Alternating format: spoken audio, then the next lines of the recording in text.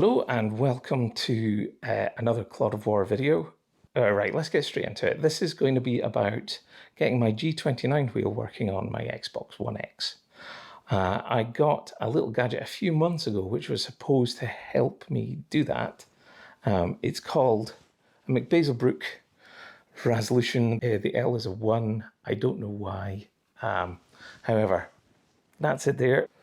Can you see there are USB ports there, one for the wheel, and I assume one for an accessory like pedals. However, when I first got this, so if I look at Amazon's description, it says MacBazel Brooks Ras1ution racing wheel converter for PS3, PS4, Xbox 360, Xbox One, and Nintendo Switch. So you might be able to use your G29 to play Mario Kart. I don't know. It also says, looking through the description, there's a list of wheels it's compatible with as well. So Logitech Driving Force GT, G25, G27, G29, Logitech Driving Force Pro, the Hori steering controller, Microsoft wireless racing wheel. There are others as well. I think it's compatible with a lot of different wheels. Somebody in the comments there saying this replicates wheels. I use it for my T500 RS on Xbox. Yeah, and people using it for their G920s on PS4s as well. So it works in both directions, supposedly. When I first got this, the one thing that didn't work was the G29 on the Xbox One X. Until a few weeks ago, apparently a new firmware arrived, which fixed that issue. So I am hopeful that this is going to work now. So I'm going to try it out. I'm going to update the firmware, and I'm going to, I believe the firmware is 1.4. So you have to make sure you've got the right app. So the app it's the Brooks Ras1ution, but it's Ras1ution by Brooks Design LLC. Last updated at time of recording, the last updated on the 13th of July 2020. Added new mode, Xbox One wheel mode. Thanks, guys. Theoretically, this little doodad, which isn't even heavy enough to be a paperweight and was pretty much useless to me, might now work. So let's go check it out. Okay, so I have now got it plugged into the Xbox One. You can see there. And I've got the Brooks Ras1ution, or MacBazel Brooks Ras1ution, whatever it is, in my hand. And now, apparently, all I need to do is, if I can get that in focus, is just get this plugged into my wheel. So I'm just going to set up my wheel, and I'll be back in a sec. Right, so you can see there, I think you can see the LED screen is now lit up. So it's looking for, let's press that button again. You can see there the picture. It's kind of fighting with my studio light as well. But it's looking for something to plug in. All right. So you can see my controller here. This is plugged into the Xbox One X. Should just go into this port number 1. Voila. It works. What you have here, I'm not going to mess around with it, but you use this D-pad. You can use this D-pad to choose different console variants. It's quite handy doing it that way, but it detected whether it remembered from my previous attempt or it detected it. I'm not sure. But if it isn't appearing as an Xbox One wheel, just click on this D-pad here. You can see there, Xbox One wheel, and just cycle through until you find it. Right, so now, on my G29, bear in mind, G29, I'm going to use the D-pad. There's the D-pad working just fine. Clearly, obviously don't have analog sticks. So all of that's working fine. What we have here is Forza 7, because I tried that out earlier. Maybe I should try Assetto Corsa. What do you reckon? Let's give it a go, because I haven't played that for a while. It needs an update. 9.2 gigabytes, no. Okay, Forza 7 it is. Bet you that needs an update as well. I guess this says more, actually, using a G29 to play Forza 7.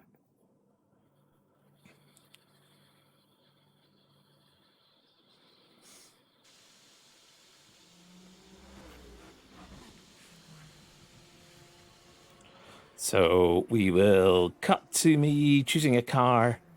Now, yeah, so I had a bit of a problem here. Initially, when I plugged the controller in, it was doing the menu in the main Xbox interface fine. I went into the game and it just would not control anything. And what I didn't realize was because I switched the Xbox on with this was controller one. I should have thought about it, but it took us several minutes of consternation trying to figure it out. Make sure that your Xbox controller is off before you start playing about with this stuff, because it will interfere and confuse the living bejeebus out of you. And yeah, just make sure that's off. Just to reiterate, as you can see, controller disconnected. I realize the reflection from my Wii Studio light is going to make things difficult to see here. If I don't know if you can see a little signal there saying USB. It's basically a USB cable symbol of sorts. So I'm going to plug it into port 1. Make sure it's port 1 because it doesn't work properly if you do it the other way. And plug it in.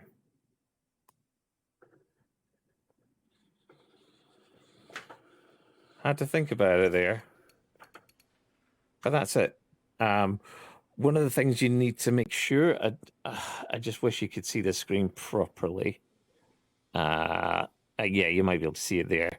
So when you click there, you can do things like console selection, force feedback, all sorts of other things. If your wheel is not responding the way you expect it to, go to console selection and select Xbox One wheel. This is purely for going from G29 into the Xbox One. This is what this video is about. And then it should spin up. If you have trouble, make sure that the connections are kind of all seated properly. If they're not, then you may have a dodgy resolution. But yeah, so now we have a working controller that is allowing me to select all my stuff. So I'm just going to go to single player, free play, circuit race. Yeah, I'll just do a couple of laps of Brands Hatch. As you can see, I'm still using Mount Panama, Brands Hatch. Oh yeah, it's there. That's fine. Right. So everything works exactly as if it was an Xbox wheel. So you can use these like they were the right bumpers, and so I'm using the right bumpers to switch through these sections here. It's all good. I'm not sure if the little turny wheel works. I haven't figured that out. There's a little dial on the G29, which I tend to set to brake bias. Just turn it one way or the other. But I'm not going to experiment with that just now. I just want to get into a race and see how we go. You know what? I'm just going to make sure that I've not got it on semi-automatic. ABS is fine. I don't mind that stuff, especially if it's in the car to begin with. Manual. I could use clutch, but I'm not going to here. Right, that's fine.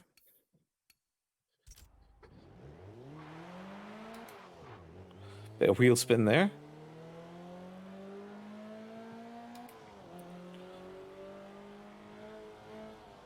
You can feel the force feedback's pretty decent, actually, which is a bit of a surprise. I guess is literally telling the Xbox is a G920 and going from there. I have to admit, I don't know what the other permutations will be like. The only thing I have available to test is the G29 into the Xbox One. So I can only say with confidence that this is working now. It wasn't working for me at the beginning of the year, but it is definitely doing the job now. And I'm really quite pleased with that. Gear shift for Forza seem pretty spot on. You can feel the weight shifting. You can kind of feel the tires losing grip as well. You can definitely feel as you hit the rumble strips and the curbs. Get a decent amount of feedback there. Decent resistance when you're trying to turn at speed. I just lost that there, but that's fine. This is good.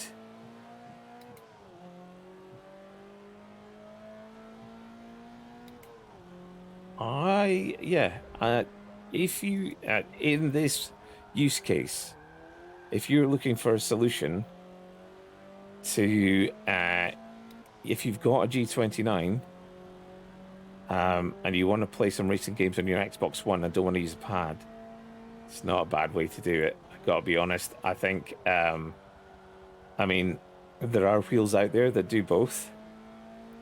They're pricey, especially if you're looking at Fanatec's. You're looking at least, I think, I don't know, 500 to 600 quid for pedals and wheels and the like. The new Logitech G923 is about £350. Don't quote me on that. I'm not sure, but it's much more expensive than the very similar G29 and G920. If you can pick one of these up secondhand or already have one, and you've got like two, both consoles, I would probably be tempted to spend the 80 quid on this. Wheels are bulky things, they're expensive things. Most of us don't have the money, and in my case, the space to have more than one wheel. So this will keep the G29 running for that little bit longer and I keep on, you definitely feel the loss of traction. It's quite good. So yeah, let's see if I can get into the pits.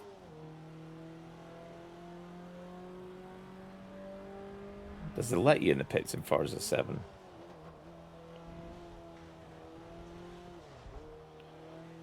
Kind of. In fact, definitely. Yeah, so I'm actually thinking, having hated it 6 months ago, since this firmware upgrade, it's not bad. Not a bad option. If you're just wanting to use one wheel. What I can't say with any certainty is whether this will work on the Xbox Series S and X. I don't know that. It's going to be a while before I can test it because I'm getting a PS5 first. So, yeah, my assumption would be that it might work out of the box. But also, I would assume they're going to update the firmware on this, if not. So, yeah, for this use case, G29 into Xbox One, highly recommended, actually. It works quite well. Supposedly, it's supposed to work on the Switch as well. I have yet to get that working, but I'm going to keep trying because I want to use my G29 on Mario Kart. I think that would be hilarious. But yeah, other than that, I hope you find that useful. And if you did, please do drop us a like. It's incredibly helpful when people like the videos. Also incredibly helpful if people subscribe to the YouTube channel as well. It's massively beneficial if you do that. Also, comments help as well. Although, be nice. I'm only a wee bloke in the corner of the screen. And yeah, we do a podcast We do Twitch. We are on Twitter, and we have, as of today, an Instagram account which hasn't been particularly busy yet, but we'll get going on that. All of those things, just search for Clod of War on Twitch, Twitter, Instagram, and podcast platforms, every podcast platform, and you will find us there. We have a fairly lively latest podcast episode where I am rather grumpy, so you might want to get in on that. I think we'll be doing another one this month sometime, not earlier than we would normally do because of all the big things that are happening this month in gaming. So, yeah, lots going on. Other than that, stay well, stay safe, stay happy, and goodbye.